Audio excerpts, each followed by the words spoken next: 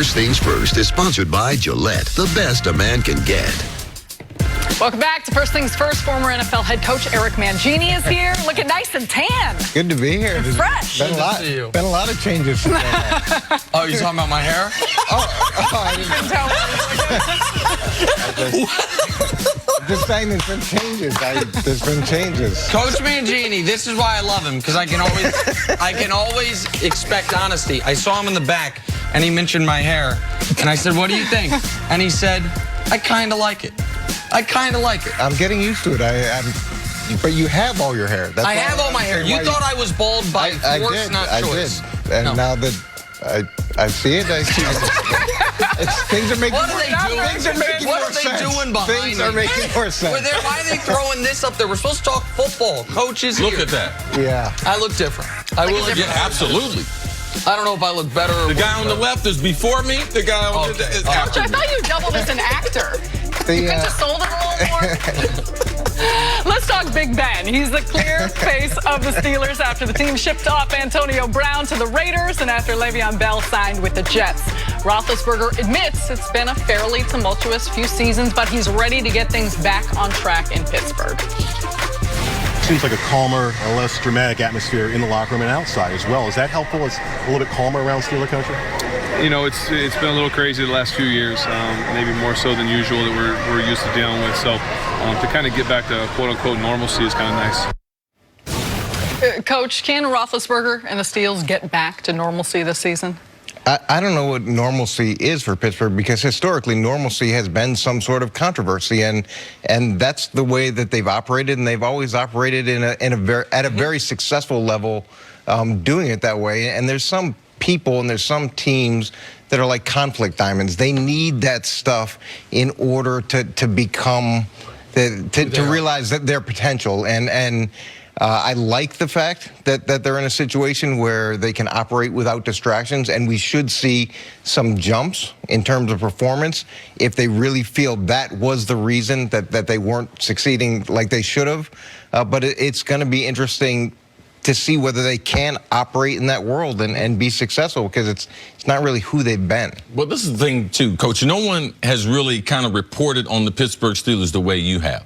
You talk about Mike Tomlin, you talk about the dysfunction, but you talk about the success within the dysfunction. But you also love continuity. You love the fact their general manager, their head coach, and their quarterback, you believe that triangle right there is the type of things that have teams be successful. And you have seen this in the league. Sometimes your team can be a better football team. It's not basketball, you know, but a football team with less talent because of some of those other ingredients that you like. I'm a big believer in that, and people are able to realize their potential in those environments, because it's just like teaching or being in a classroom. If you've got one or two students that need all the attention, the teacher can't pay any attention to the other players that are trying to improve, and it just becomes counterproductive. Now, if they're talented enough, you get that, you understand that, and you deal with that to a point. But now they're in a situation where there aren't distractions, and there aren't the excuses of distractions. So now what does Mike Tomlin produce in this environment? What does Ben Roethlisberger produce in this environment? And who steps up from that other group of guys?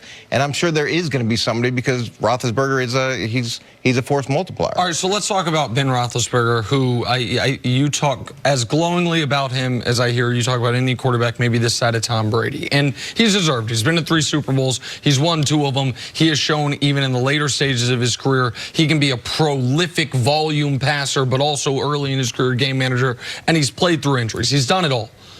He's been part of the Steelers' different family dysfunction. He also speaks out differently than almost any other franchise quarterback does. He's a little more polarizing than really almost any other franchise quarterback that we have. When you hear Big Ben come out and say, return to normalcy, when you have Antonio Brown come out and talk publicly now that he's gone about the issues within that locker room, how much of responsibility for Ben Roethlisberger as the unquestioned leader on that team now is to make sure whatever potential landmines or distractions there are throughout the season do not come from him, do not come from things he says or he does that could distract a team that is going to have to win this year with less talent than it's had in the past. Well, you make a really good point, because he has been part of that dysfunction, and he has been part of the issues that they've had. And now that those things are removed, and because he wanted those things to be removed,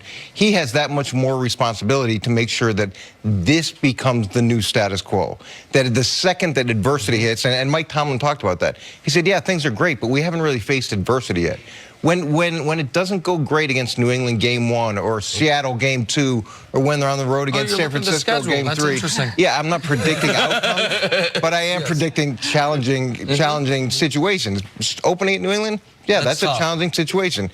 Dealing with Seattle in week 2, who knows where they'll be, and then having to go to the West Coast, all those things are potential. Create potential adversity. So let's see what Ben does. Let's see what that group does. But it is absolutely his responsibility to make sure that he doesn't restart the fires. If he takes the appropriate approach in how he conducts himself, the leader that he is, what concerns you about the talent on this team, or areas of which is on the field they need to shore up? Well, it's going to be interesting to see what approach they take offensively, because they led the league in attempts, passing attempts last year, and getting some more balance there. Seeing where the defense goes, seeing what kind of evolution that has. But I'd like to see some balance between the running game and the passing game, and allow that young defense to develop. Yeah, and especially defensively up front. There's two things that match the Pittsburgh Steelers.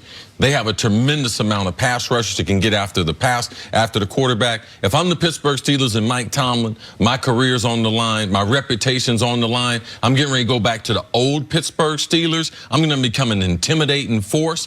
Even from a defensive standpoint, I'm allowed them to play on the edge. Might get a couple personal fouls as far as the secondary. I'm going to play more combination coverages. Not going to play a lot of man-to-man, because they haven't been good at that. And on the offensive side, I'm totally doing a 180. I can't lead the NFL in passing. I got to lead the NFL in rushing. I got a great offensive line, got a great young running back, and Ben's going to have to swallow his pride and be able to hand the ball off and realize, get this game in the fourth quarter, and I got one of the better quarterbacks in the league. And when you have someone like Ben, they're going to win a lot of those games. So for me, if I'm the Pittsburgh Steelers, I go back to the old Pittsburgh Steelers, steal something out of there, and I go back to being physical. I go back to being intimidating.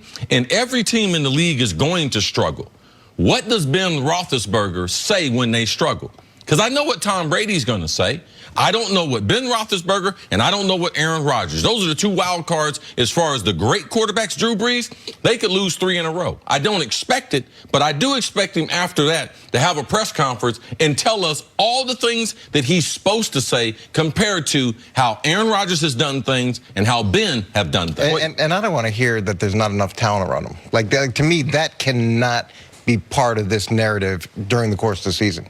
You cannot say he doesn't have enough talent on him. They made a conscious decision to go with the group that they went with, and now it's his job to take the talent that he has and elevate them. And what the approach you're talking about is an approach I was highly critical of last year when a different team did it that didn't have the personnel and didn't play in the division and the weather Pittsburgh does to where it fits. What you're talking about is how Seattle did things. We're going to try. We got a great quarterback. We're not going to unleash him until the 4th. We're going to try to play great defense. We're going to run the ball a disproportionate amount of time. And as an added bonus, if things don't go right, we know our quarterback's not going to say something wild at the press conference. That's what Seattle was last year. It got them to the playoffs. I don't think they have the offensive. I know they don't have the offensive line Pittsburgh does. I know they don't have the running back Pittsburgh does. They might not have last year had the pass rushers Pittsburgh does. So Pittsburgh can take a page out of that Brian Schottenheimer playbook that annoyed me so much last season in Seattle and maybe have it be successful in Pittsburgh. All right, Coach, we're going to see you a little bit later in the show, but coming up is Chris Paul demanding a trade.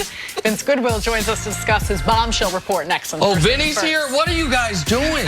Our producers have never got up graphics that quickly. That's amazing. It looks good. You need to do something about that Draymond, man. Oh, my.